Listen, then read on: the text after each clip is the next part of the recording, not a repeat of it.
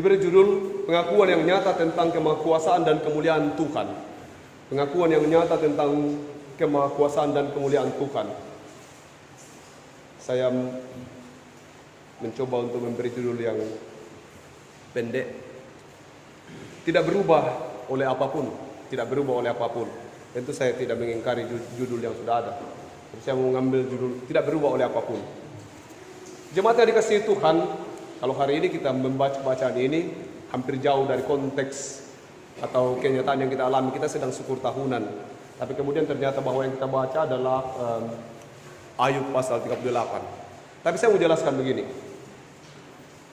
Tadi saya memberi judul bahwa tidak berubah oleh apapun. Saya mau jelaskan begini. Pasal 1, pasal 2 dari Ayub, dia bercerita tentang peristiwa yang luar biasa dan menceritakan tentang bagaimana bahagianya Ayub. Masuk dalam pasal 3 itu berubah drastis. Ayub mulai mengeluh. Kebahagiaan Ayub berubah menjadi sebuah keluhan karena peristiwa pandemi yang dialaminya. Itu peristiwa pandemi yang dialaminya membuat dia berubah menjadi mengeluh. Peristiwa ini juga terjadi dalam kehidupan kita sehari-hari, bahwa keluhan-keluhan itu sering dialami oleh kita sebagai manusia. Lalu kemudian di syukur tahunan di tahun 2021 ini, di tengah pandemi kita harus mengucap syukur. Apanya yang mau disyukuri? Kita sebut syukur tahunan dan seterusnya. Ternyata dalam bacaan kita bisa dikontekskan bahwa ternyata pada saat Ayub mengalami pandemi ini, saya tidak bisa menjelaskan apakah COVID-19 juga itu. COVID-1 lah, taruhlah begitu, karena COVID-19 sekarang. Karena tiba-tiba anaknya, istrinya, semua orang-orang terdekatnya meninggal. Tinggal Ayub seorang diri. Jadi COVID juga itu, mati tiba-tiba dan seterusnya. Seluruhnya menjadi persoalan. Tapi Ayub berkata apa? Dengan telanjang aku keluar dari rahim ibuku dan dengan telanjang juga aku akan pergi. Itu pengantar. Sekarang kita masuk pada sesungguhnya. Perjalanan kehidupan kita ini adalah perjalanan yang bukan tanpa mengeluh. 1 tahun Pak Pendeta, apanya yang mau kita bikin syukuran tahunan? 1 tahun hampir kita tidak bergereja, lalu kemudian kita mau bikin syukuran tahunan. Apa yang mau disyukuri? Yang mau disyukuri adalah Tuhan tidak pergi dari sini. Ada banyak orang dan ada banyak masalah yang membuat orang meninggalkan sesuatu. Ayub, satu hal yang penting bagi Ayub bahwa di tengah pergumulan yang dialaminya, istrinya meninggalkan dia, anak-anaknya mati, seluruh harta bendanya habis. Tapi satu yang tidak meninggalkan dia yaitu Tuhannya. Itu yang tidak berubah. Sekalipun di tengah 2 tahun berturut-turut ini dalam masa 2020-2021 kita berada dalam kondisi yang sangat sulit. Ada banyak orang yang pergi, yang meninggalkan gereja baik karena pindah atau karena persoalan-persoalan lain. Pendeta Basma juga mungkin akan pergi, dan para penatua yang lain, majelis yang lain juga akan pergi satu hari nanti, entah pergi karena persoalan apa. Tetapi kemudian satu yang tidak boleh pergi dari jemaat kita, Kristus. Semua boleh pergi, dan kepergiannya tidak akan merubah apa-apa. Sebab satu yang paling prinsip, satu yang tidak boleh pergi, Kristus.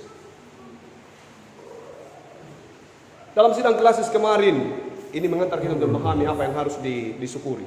Dalam sidang klasis kemarin ada beberapa pertanyaan yang serius berkata begini. 1. Apa gunanya ini liturgi? Saya sudah bosan dengan liturgi ini karena ada liturgi 1, 2, 3, 4 sampai sebegitu banyak liturgi, lalu kemudian kita malah disuruh mengaku-mengaku begitu. Bilang, apakah Anda mengaku? Dari dulu saya mengaku, kenapa masih disuruh di liturgi 3 mengaku-mengaku?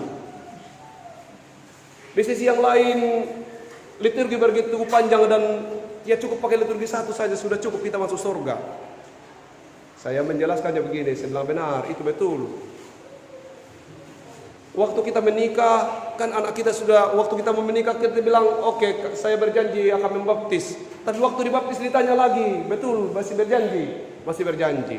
Jadi alasannya adalah, kalau setiap minggu ada kan pengakuan dosa, setiap minggu ada berita anugerah. Setiap minggu itu artinya apa? Anda ditanya, betulkah minggu ini Anda masih percaya? Karena kita bisa berubah karena situasi. Itu kan. Jadi jangan marah kalau liturgi bunyinya begitu. Setiap hari selalu ada berita, setiap minggu itu ada berita, dahulu berita apa? berita pengakuan dosa, lalu kemudian berita anugerah, lalu kemudian pengakuan lagi. Artinya apa? Mau digambarkan dalam liturgi kita itu adalah selalu ada kesempatan, setiap hari rahmatnya selalu baru. Dia tidak berubah dan tidak akan pernah berubah. Itulah dia. Di dalam keluh kesah Ayub, Tuhan tidak berubah. Satu tadi sudah bicara liturgi. Yang kedua, dikatakan ya bagaimana dengan liturgi ini harus dirubah, cukup satu saja. Kalau memang Anda hanya bisa menggunakan liturgi satu, pakai liturgi satu saja. Liturgi satu kita bisa masuk surga. Tidak perlu gara-gara liturgi 4 tidak masuk surga. Tapi Pak Pendeta, saya masih komplain kenapa di liturgi ibadah penguburan ada sambungannya sampai ke kubur. Cukup selesaikan dulu liturgi di rumah, baru bikin liturgi baru di kubur. Saya jawab saya begini teman. Bukan kita yang atur liturgi. Liturgi yang atur kita. Pada saat liturgi bilang berdiri, kita berdiri karena kita diatur oleh liturgi. Sayang karena kita berpikir berdiri lebih tinggi dari liturgi. Sehingga kemudian kita merasa bahwa saya lebih benar daripada liturgi itu sendiri. Apa masalahnya itu? Ini sesungguhnya yang perlu kita mengerti sekarang, bahwa Tuhan tidak pernah berubah oleh apapun. Persoalan kita sekarang bukan liturgi. Persoalan kita tidak bertumbuh. Persoalan kita sekarang bukan pandemik 19. Persoalan kita sekarang bukan karena kita tidak ada lagi panen jagung. Persoalan kita sekarang bukan lagi karena tidak ada orang panen padi sehingga makna syukur tahunan menjadi hilang. Bukan. Persoalan kita adalah persoalan iman. Apapun liturginya, dimanapun gerejanya, kalau iman sedang bertumbuh, maka semua akan baik-baik saja. Dimanapun Anda bergereja, tanpa liturgi sekalipun juga, kalau masalah Anda pada persoalan iman, maka semua akan menjadi tidak baik-baik. Apapun masalah kita sekarang, walaupun kita di tengah pandemi, seperti yang sedang dialami Ayub, dia berada dalam kondisi kesesakan karena segala harta bendanya, segala kepunyaannya, segala miliknya menjadi hilang. Tapi apakah dia tidak bisa mengucap syukur? Kita juga demikian sekarang. Kita dalam kondisi COVID-19. Banyak berkata bahwa sulit mencari pekerjaan dan seterusnya. Tapi kalau kita melihat jemaat kita, bagaimana beberapa jemaat mendapat bantuan, bagaimana yang lain merasakan berkat Tuhan yang luar biasa, bagaimana kita tinggal menuju kepada finishing penyelesaian pembangunan gedung gereja, bagaimana kita sedang berjalan kemudian akan mempunyai pendeta secara mandiri, bagaimana ke depan kita akan bergerak sebagai gereja yang lebih misioner lagi dalam tanggung jawab sebagai gereja yang diakonos. Itu tidak terlepas dari persoalan. Tapi bagaimana menjawab persoalan itu? Menjawab persoalan itu begini. Hai laki-laki, saya mau bilang ke kaum begini. Di mana kau waktu saya bikin bumi? Hai laki-laki, di mana kau waktu saya ukur dalamnya laut supaya dia bisa menampung banyaknya air ini? Bagaimana seluruh sistem dari segala yang saya buat ini, tata surya dan semuanya? Itu dipertanyakan kepada Ayub ketika Ayub mulai merasakan bahwa ada hal yang tidak adil dalam kehidupan Allah. Ada hal yang tidak bijaksana yang Allah buat terhadap dirinya. Pada saat itu Allah curhat dan berkata, Labi mustar taiko. Apakah kau lebih tahu merancang semuanya ini? Di dalam keluh kesah itu Tuhan menjawab dalam badai. Apa artinya? Di dalam pergumulan yang disebut Tuhan menjawab dalam badai itu dalam konteks masyarakat Yunani itu, badai itu hampir sama dengan konteks orang teman-teman Jawa, bahwa laut itu adalah kekuatan yang sangat besar. Makanya dikenal dengan misalnya Ratu Pantai Selatan dan seterusnya.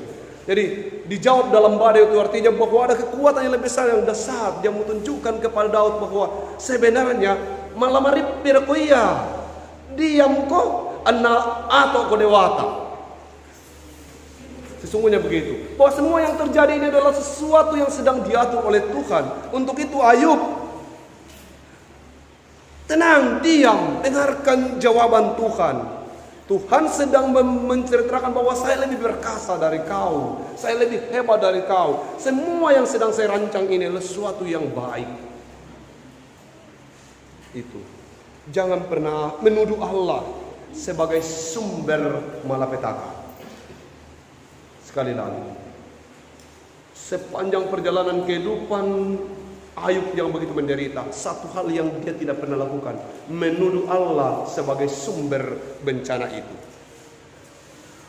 Sekiranya kita pun demikian, di hari ini menjadi syukur tahunan. Mungkin tidak banyak hal yang kita nyatakan bahwa sesuatu yang perlu disyukuri secara simbolis. Sehingga hari ini tidak seperti biasanya. Waktu pertama saya datang ada sepi orang Mak Doda. Sekarang mulai, kenapa? Itu berarti bahwa kita bukan berarti bahwa kita kehilangan kekurangan makanan. Tapi yang kita menyatakan bahwa hidup ini sedang bergerak maju. Teknik pengucapan syukur pun makin hari makin akan maju. Untuk itu segala simbol syukur ini kita lakukan sebagai bagian dari perwujudan bahwa Tuhan memelihara hidup kita. Ingat, pergumulan Ayub dalam hidupnya dijawab Tuhan melalui badai. Tidak berubah. Dia tidak berubah. COVID-19, bahkan sekarang ada varian barunya, sedang mengancam kehidupan kita. Satu hal yang pasti bahwa sebelum COVID, sedang COVID, atau sesudah COVID, dia tidak akan berubah. Hanya saja yang dia inginkan adalah tetaplah mengandalkan dia dalam seluruh hidup kita. Percayalah bahwa dia merancang segala sesuatunya. Sehingga Kidung Jemaat 23 berkata, maka jiwaku pun memujinya. Kapan kita memuji Tuhan?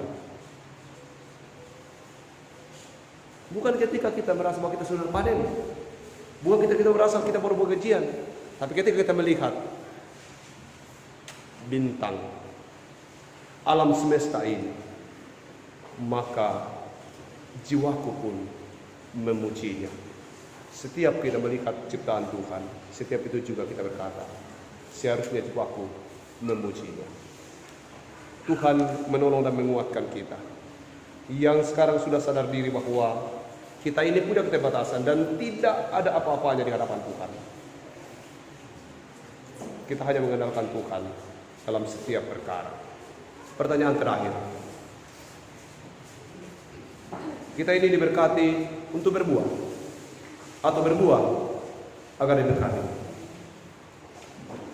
Bisa dijawab ini. Kita ini diberkati untuk berbuah atau berbuah? Apa itu yang pertama? Diberkati baru berbuah. Satu pendapat dari Bapista.